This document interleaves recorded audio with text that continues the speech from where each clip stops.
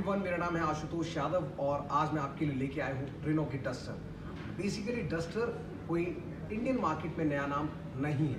अगर आप डस्टर को देखें तो आप लगभग 2011-2012 से देखते चले आ रहे हैं और ये एक टाइम में एक सेगमेंट लीडर होता था। जब सब 4 मीटर एसयूवीज की बात होती है तो रेनो डस्टर सबसे ऊपर आती है। बट इसके बारे में कुछ ऐसी चीज़ें जो शायद आपको नहीं पता होंगी और आपको ये भी नहीं पता होगा कि ये एक सब 4 मीटर गाड़ी है ही नहीं। ये एसयूवी के प्लेटफॉर्म पे बनी हुई गाड़ी है और एसयूवी और सब 4 मीटर कैटेगरी में बिल्कुल भी आती ही नहीं है। इसमें कुछ ऐसे फीचर्स हैं और इसमें कुछ ऐसी चीज़ें हैं जो शायद आपको इम्प्रेस कर जाएंगी अगर आप एक ड्राइविंग एंथुसियास्ट हैं, और आपको ये इम्प्रेस करने में कतई कोताही नहीं बरतेगी। तो अगर वो सारी चीज़ें जाननी है तो मेरा वीडियो ज़रूर देखिए और पूरा देखिए, और अगर आपको कुछ भी पसंद आता है तो चैनल को सब्सक्राइब कीजिए और लाइक जरूर कर दीजिए। आप रेनो डस्टर की बात करें तो ये एक ऐसी गाड़ी है जो हिंदुस्तानी मार्केट में बहुत टाइम से अवेलेबल है, और एक टाइम ऐसा हुआ करता था जब ये गाड़ी अपने नाम से ही बिकती थी। एक टाइम ऐसा था जब इस गाड़ी पे बहुत ज़्यादा वेटिंग आती थी। अब आज 2020 में ये गाड़ी सिर्फ पेट्रोल में अवेलेबल है और ना इसका 4x4 वर्जन अवेलेबल है और ना ये डीजल में आती है, क्योंकि BS6 नॉर्म्स के रहते रेनो ने सिर्फ पेट्रोल गाड़ियां ही सेल करने की कसम खाई है हिंदुस्तान में। सर मैं आपको 2 इंजन ऑप्शंस मिलते हैं, एक 1.5 लीटर और एक 1.3 लीटर। 1.5 लीटर जो है वो बेसिकली नेचुरली एस्पिरेटेड इंजन है। 1.5 लीटर पेट्रोल इंजन आता है, वो 4 सिलेंडर इंजन है, BS6 नॉर्म्स के रहते हुए आया है नया इंजन। और अगर आप पावर फिगर्स की बात करो तो 106 PS की पावर देता है और 142 न्यूटन मीटर का पीक टॉर्क देता है। इसका जो 1.3 लीटर इंजन है वो टर्बोचार्ज इंजन है। अब इस इंजन की खास बात यह है कि इसमें इस सेगमेंट की किसी भी गाड़ी से ज़्यादा पावर आती है। आप पावर फिगर्स की बात करें तो 156 PS की पावर और 254 न्यूटन मीटर का पीक टॉर्क आता है। ये किसी भी गाड़ी से ज़्यादा है इस सेगमेंट की, अगर किसी भी गाड़ी से आप कंपेयर करें। कंपटीशन की बात करो तो आपको इस सेगमेंट का सेगमेंट लीडर जो कि हुंडई वेन्यू है वो मिल जाता है। इस सेगमेंट में ब्रेजा भी एक टाइम ऐसा था जब ब्रेजा की सेल्स बहुत ज़्यादा अच्छी थी, बट अभी के टाइम में एक ऑलमोस्ट लगभग ठीक ठाक सेल कर रही है। इसके अलावा आपको टाटा की नेक्सॉन मिल जाएगी जो कि उभरता हुआ सितारा है इस सब कॉम्पैक्ट एसयूवी के सेगमेंट में। आपको इको स्पोर्ट भी इसका कॉम्पिटिशन मिलता है, किया की सोनेट आने वाली है, XUV 300 भी मिलती है, और निसान की जो कि बहुत ही फेमस गाड़ी है वो है किक्स, वो भी इसका एक कॉम्पिटिटर है। बेसिकली ये तो सिस्टर ब्रांड्स हैं निसान और रेनो, बट इन दोनों में ही टर्बोचार्ज पेट्रोल इंजन 1.3 लीटर मिल जाता है आपको। जो इसका 1.3 लीटर पेट्रोल इंजन है टर्बोचार्ज है और वो 156 PS की पावर और 254 न्यूटन मीटर का पीक टॉर्क देता है। इसमें कुछ ऐसे एलिमेंट्स भी हैं जो शायद आपको किया की सोनेट की याद दिला देंगे, और वो आपको एलिमेंट्स ये देखते हैं, ये जो रेड ट्रीटमेंट दिया गया है इसकी फॉग लैम्प हाउसिंग के ऊपर और इसके जो फ्रंट ग्रिल है इसके ऊपर। और एक और बहुत अच्छी चीज़ नोटिस करेंगे वो ये कि इसका जो 17 इंच का अलॉय है, इसे बेसिकली जो ब्रांड है वो डायमंड कट अलॉय बोलता है। यहाँ पे भी आपको रेड कलर का ट्रीटमेंट दिया जाता है। कीमत की अगर बात करें तो इसमें 3 वेरिएंट्स आते हैं, RXE, RXS और RXZ। इसका जो 1.5 लीटर पेट्रोल वर्जन है जो कि मैनुअल ट्रांसमिशन में ही अवेलेबल है वो 8.59 लाख से लेके 9.99 लाख तक आता है। इसका पेट्रोल 1.3 लीटर टर्बोचार्ज इंजन है, वो आपको कई सारे वेरिएंट्स में अवेलेबल है। वो मैनुअल ट्रांसमिशन में भी आता है और 7 स्पीड CVT के साथ भी आता है। अगर आप बात करें मैनुअल ट्रांसमिशन की तो 1.3 लीटर टर्बोचार्ज पेट्रोल इंजन की गाड़ी की कीमत स्टार्ट होती है 10.49 लाख से लेके 11.99 लाख तक जाती है। फिर अगर आप CVT ट्रांसमिशन लेना चाहते हैं टर्बोचार्ज पेट्रोल इंजन के साथ तो आपको 12.99 लाख से लेकर 13.59 लाख तक कीमत देखने को मिलती है। सर की एक बहुत खास चीज़ आपको देखने को मिलेगी, जब भी आप इसका बोनट ऊपर करेंगे तो आपको मिलेगा कि बेसिकली यहाँ पे जब मैं ये बोनट ऊपर कर रहा हूँ तो यहाँ पे एक हाइड्रोलिक स्टर्ट दिया गया है। इस सेगमेंट में फर्स्ट इन क्लास है। आप इस सेगमेंट की किसी भी गाड़ी को उठा के देख लीजिए तो आपको ये हाइड्रोलिक स्टर्ट नहीं मिलेगा। पैकिंग आपको मैं दिखा देता हूँ। बेसिकली इंसुलेशन किया गया है सो दैट इंजन की नॉइस अंदर ना जाए। अब इस गाड़ी की एक और बहुत खास बात है वो ये कि इस गाड़ी का जो इंजन है वो मर्सिडीज सोर्स है और इसमें 7 स्पीड CVT लगा हुआ है, continuous variable transmission. Renault Duster की एक खास बात आपको मैं बताता हूँ कि अगर आप इसके टायर सेगमेंट में मूव करेंगे तो आपको जो इसका व्हील है वो 17 इंच का मिलेगा और इसमें सेक्शन लगा हुआ है वो 215/60 का लगा हुआ है। इसका जो आप टर्बो चार्ज वेरिएंट लेते हैं उसमें 17 इंच के व्हील लगाए गए हैं और इसका जो 1.5 लीटर इंजन सेगमेंट है उसमें आपको 16 इंच के व्हील देखने को मिलते हैं।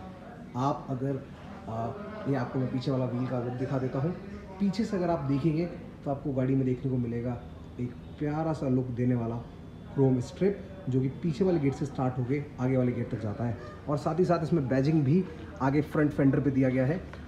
जो इसका ओवरबीम मिलता है आपको इंडिकेटर्स के साथ मिलता है और अंदर से आप इसे एडजस्ट कर सकते हैं। आपको डोर की लुक दिखा देता हूँ। जब आप डोर खोलेंगे तो आपको कुछ ऐसी लुक मिल जाती है। यहाँ पे आपको प्रॉपर विंडो के कंट्रोल मिलेंगे और साथ ही साथ आपको क्रोम फिनिश में क्रोम हैंडल मिलेगा। स्पीकर की प्लेसमेंट है और आपको 1-1 लीटर की बोतल रखने के लिए अच्छा खासा स्पेस दिया गया है। मैंने प्रैक्टिकलिटी के अकॉर्डिंग देखा है कि यहाँ पे आप 2 बोतल आराम से रख सकते हो। और फिर जब आप अगर पीछे की साइड आओगे, ये जो आप पीछे वाला गेट देख रहे हैं, मैं पीछे आपको खोल के दिखा देता हूँ। तो पीछे आपको देखने को मिलेगा कुछ ऐसा सा लुक। स्पीकर दिया गया है, आपको प्रॉपर क्रोम फिनिश दिया गया है और यहाँ पे थोड़ा सा फैब्रिक का इस्तेमाल किया गया है और साथ ही साथ आपको साइड से चाइल्ड लॉक भी मिल जाता है। जब आप अंदर मूव करते हैं तो आप पाएंगे कि आपको इस गाड़ी में पीछे 3 हेडरेस्ट दिए गए हैं। 2 हेडरेस्ट एडजस्टेबल हैं और बीच वाला हेडरेस्ट जो है वो एडजस्टेबल नहीं है। इसका जो मिडिल सेक्शन है, आप वहाँ पे एक चीज़ नोटिस करेंगे कि आपको हैंड रेस्ट दिया गया है। ये ग्लास होल्डर्स के साथ आता है और आप इसे ऊपर भी कर सकते हैं अगर तीसरा पैसेंजर आप बिठाना चाहते हैं। अंदर आपको रीडिंग लैंप्स मिल जाते हैं, ये दोनों साइड अवेलेबल हैं। आप इस साइड देखेंगे, इस साइड मिलेगा प्रॉपर और आप उस साइड देखना चाहेंगे तो उस साइड भी मिल जाएगा। पीछे जब आप बूट की तरफ मूव करेंगे तो यहाँ पे आपको पार्शियल ट्रे मिल जाती है और चार्जिंग का सॉकेट बहुत ही यूनिक जगह दिया गया है। आप पीछे वाली सीट के पास जाएंगे तो आपको यहाँ पे एक चार्जिंग का सॉकेट मिल जाएगा। ये 12 वोल्ट का सॉकेट है और ये जो पीछे वाली सीट है ये पूरी फोल्ड हो जाती है। ये 60-40 के रेशियो में स्प्लिट नहीं होती है, लेकिन हाँ ये पूरी फोल्ड हो जाती है। रेनो की डस्टर में जब आप पीछे का लुक देखते हैं तो आपको पीछे बहुत ही चंकी सा लुक मिलता है और यहाँ पे आप देखेंगे टर्बो की बैजिंग दी गई है क्योंकि ये गाड़ी 1.3 litre turbo charger petrol engine के साथ आती है और यहाँ पे एक्सट्रॉनिक की बैजिंग दी गई है। ये एक्सट्रॉनिक का मतलब है बेसिकली जो CVT इंजन्स आते हैं वहाँ पे हम ये एक्सट्रॉनिक की बैजिंग लगा सकते हैं। पीछे पार्किंग सेंसर्स दिए गए हैं, आपको एक दिख जाएगा। यहाँ पे 3 सेंसर्स दिए गए हैं। पीछे का अच्छा खासा साइलेंसर का एग्जॉस्ट पाइप दिया गया है जो कि क्रोम फिनिश के साथ आता है और यहाँ पे आपको रिफ्लेक्टर्स मिल जाते हैं। अब अगर मैं इसका बूट खोल के दिखाऊँ तो बूट आपको खोलने के लिए इसमें रिक्वेस्ट सेंसर की ज़रूरत नहीं पड़ती है। आप बेसिकली ओल्ड स्कूल टाइप इसे बटन को दबाएंगे तो आप इसे ऊपर कर सकते हैं और फिर आप देखेंगे कि आप इसका पार्शियल ट्रे कितना बड़ा है और बूट स्पेस इस सेगमेंट में अगर आप बात करें तो ये 475 लीटर का बूट स्पेस है और अगर आप इसे फोल्ड कर देंगे आगे वाली सीट को तो ये और बड़ा हो जाएगा। इसमें लाइट भी मिल जाता है आपको, वुड का लैम्प, सो दैट आपको रात में अंधेरे में कुछ चीज़ उठाने की ज़रूरत पड़े तो आपको प्रॉब्लम ना हो। अब इसका जो टूल किट है वो इस साइड आपको मिलता है, आप इस साइड देख सकते हैं। आप इसे खोलेंगे तो यहाँ पे आपके लिए टूल किट अवेलेबल है। यहाँ पे जैक वगैरह मिलता है और इसका जो टायर है, जो इसका स्टपनी है वो नीचे की साइड मिलता है। आप नीचे की साइड देख सकते हैं, ये इस पर 80 किलोमीटर/आवर की स्पीड लिमिट भी लिखी है और ये 16 इंचेस है, ना कि 17 इंचेस। फिर अगर मैं आपको आगे लेके चलूँ तो आप देखेंगे कि रेनो की हर गाड़ी में आपको फ्यूल लिड जो है वो राइट साइड मिलेगा। क्यों? क्योंकि ये फ्रेंच मैन्युफैक्चरर्स का मानना है कि जब भी आप पेट्रोल वगैरह भरवाने गए हैं या फिर आप डीजल भरवाने गए हैं तो आप आराम से उतर के देख पाएँ कि आपकी गाड़ी में जो फ्यूल डालने वाला बंदा है वो सही फ्यूल डाल रहा है या नहीं। गाड़ी के आपको फ्रंट ड्राइवर सीट की साइड लेके चलता हूँ और दिखाता हूँ क्या मिलता है क्या नहीं। यहाँ पे बहुत ही नॉर्मल सा दिखने वाला आपको डोर हैंडल मिलेगा और यहाँ पे एक बेसिक ओल्ड स्कूल शेप में आपको चाबी लगाने के लिए स्पेस दिया गया है। अगर इन केस चाबी खो जाती है या फिर आप मैनुअल जो उसकी दूसरी चाबी आती है उससे गेट खोलना चाहते हैं या सेल डाउन हो जाता है तो आप इस जगह पे अपना चाबी लगा के गेट खोल सकते हैं। अंदर की साइड मूव करेंगे तो यहाँ पे आपको टायर इन्फॉर्मेशन मिल जाएगी।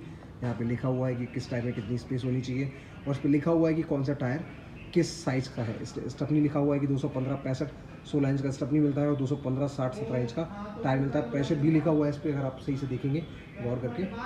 आप अगर आगे मूव करेंगे तो आपको दिखेगा कि इस गेट पे ना आपको सारे पावर कंट्रोल्स दिए गए, पावर कंट्रोल बटन दिए गए हैं। आप पावर विंडो को कंट्रोल कर सकते हैं।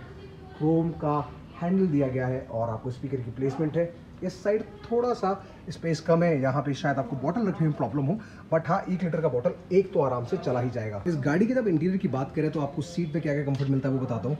आप यहाँ से सीट आगे पीछे एडजस्ट कर सकते हैं, ये जो आपको लीवर दिख रहा है, और यहाँ पे ना आपको लंबर सपोर्ट भी मिलता है।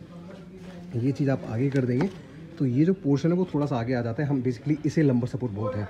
ये चीज़ ये हाँ जी, जब आप ज़्यादा लंबा रास्ता चलाते हैं गाड़ी तब आपको ये प्रॉब्लम आने लगती है। फिर अगर आप इसे नीचे कर देंगे तो ये अंदर घुस जाएगा। आपको हैंड रेस्ट मिल जाता है, ड्राइवर साइड आपको प्रॉपर हैंड रेस्ट है, आप इसे ऊपर कर सकते हैं, नीचे कर सकते हैं। ये सिर्फ ड्राइवर साइड मिलता है, ना कि पैसेंजर साइड। और लंबर सपोर्ट जो है वो ड्राइवर साइड ही मिलता है, पैसेंजर साइड नहीं मिलता है। इसका सीट का हाइट भी एडजस्ट कर सकते हो आप। ये अलग से एक लीवर दिख रहे हैं, तो अगर आपको मैं दूर से दिखाऊं तो अगर आप लीवर दबाते हैं तो देखिए आप, ये सीट ऑटोमेटिक ऊपर आ गया है। यहाँ पे स्टीयरिंग पे बात करें तो स्टीयरिंग पे जो कंट्रोल्स हैं वो क्रूज कंट्रोल के कंट्रोल्स हैं। और अगर आप फ़ोन वगैरह पिक करना चाहते हैं, या फिर आप म्यूज़िक वगैरह बजाना चाहते हैं, या फिर आप रेडियो वगैरह ऑपरेट करना चाहते हैं तो आपको यहाँ से करना पड़ेगा। फ़ोन पिक आपको यहाँ से करना पड़ेगा। ये जो आपको दिख रहा है यहाँ पे ऊपर ही बटन दिए हैं, और ना पीछे की साइड एक ये यहाँ पे से घुमाते हैं तो आपको ये हिडन चीज़ है रेनो डस्टर की। अगर आपने कभी नहीं चलाई या फिर आपने कभी एक्सपीरियंस नहीं किए तो आपको नहीं पता होगा, तो आप यहाँ से FM रेडियो के चैनल्स वगैरह आगे पीछे कर सकते हैं। आप जब स्टीयरिंग साइड बैठेंगे तो आपको दिखेगा कि आपके जो राइट साइड में कंट्रोल्स हैं ये बाइफर्स के हैं, और लेफ्ट साइड में जो कंट्रोल्स हैं वो हेडलाइट के कंट्रोल्स हैं। अगर हेडलाइट इनकेस बिना चाबी लगाए आपने ऑन कर दिया तो ये बीप करना स्टार्ट कर देगा। देखिए ये बीप कर रहा है, तो वैसे ऑफ कर देता हूँ। आप इस साइड अगर ये एक चीज़ नोटिस करेंगे तो यहाँ पे ना कुछ बटन दिए गए हैं। अगर गाड़ी में चाबी नहीं लगी, मैं आपको दिखा देता हूँ, गाड़ी में चाबी नहीं लगाए बट फिर भी आप इसे ऑपरेट कर सकते हैं। अगर आपने ये वाला बटन दबाया तो देखिए आप, ये जो स्क्रीन होती है आप इसे बेसिकली ऑपरेट कर सकते हैं, बट ये गाड़ी पूरी ही ऑफ है काफ़ी टाइम से, तो अभी ऑपरेट नहीं हो रही है। रेनो की डस्टर में आपको ये जो स्विच आप देख रहे हैं, इंजन स्टार्ट स्टॉप स्विच है, ये पहले नहीं आता था, अब आने लगा है। तो गाड़ी को न्यूट्रल करके जब भी आप रेड लाइट पे खड़ा करेंगे तो गाड़ी ऑटोमेटिक ऑफ हो जाएगी, और फिर जैसे आप ब्रेक पैडल दबाएंगे तो गाड़ी ऑटोमेटिक स्टार्ट हो जाएगी। इससे बेसिकली बहुत अच्छी चीज़ ये होती है कि इसका फ्यूल एफिशिएंसी गाड़ी का बढ़ जाता है। यहाँ पे 2 ग्लास होल्डर की लायक जगह दी गई है, और इसमें जो स्पेस, आप इसके ग्राउंड क्लियरेंस की बात करें तो इसमें 205 mm का ग्राउंड क्लियरेंस मिलता है, और ये अपने सेगमेंट में सबसे ज़्यादा तो नहीं है बट हाँ काफ़ी अच्छा है। रेनो डस्टर की एक खास चीज़ मैं आपको बताना भूल गया, वो ये कि इसका जो 7 स्पीड CVT ट्रांसमिशन आता है उसमें ESP भी आता है। ESP का मतलब है इलेक्ट्रॉनिकली स्टेबिलिटी प्रोग्राम। आप बेसिकली ये काम कैसे करता है कि अगर आप स्नो में ड्राइव कर रहे हो, रेत में ड्राइव कर रहे हो, तो ये इंजन, मतलब ये फीचर जो है वो इंजन को बताता है कि इसे कैसे चलना है, कितना पावर की स्पीड पे देना है और कितना नहीं देना है। इसमें हिल स्टार्ट स्टॉप भी आता है, so basically hill start assist. So in case आप चढ़ाई पर गाड़ी चढ़ा रहे हो और गाड़ी बंद हो जाती है तो हिल स्टार्ट असिस्ट इसका काम करेगा और आपको कोई भी प्रॉब्लम नहीं होगी।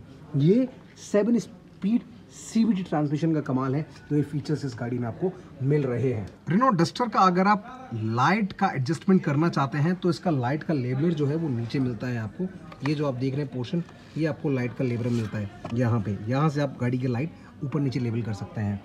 और इसमें एक खास चीज़ मिलती है, वो ये, इसमें जो क्रूज़ कंट्रोल का बटन है वो यहाँ पे मिलता है, और इसमें क्रूज़ कंट्रोल एक बहुत ही अच्छी तरीके से दिया गया है। इसमें क्रूज़ कंट्रोल विद लिमिटर दिया गया है, तो अगर आप इसे इस साइड प्रेस कर देंगे तो यहाँ पे लिमिटर पे आ जाएगा।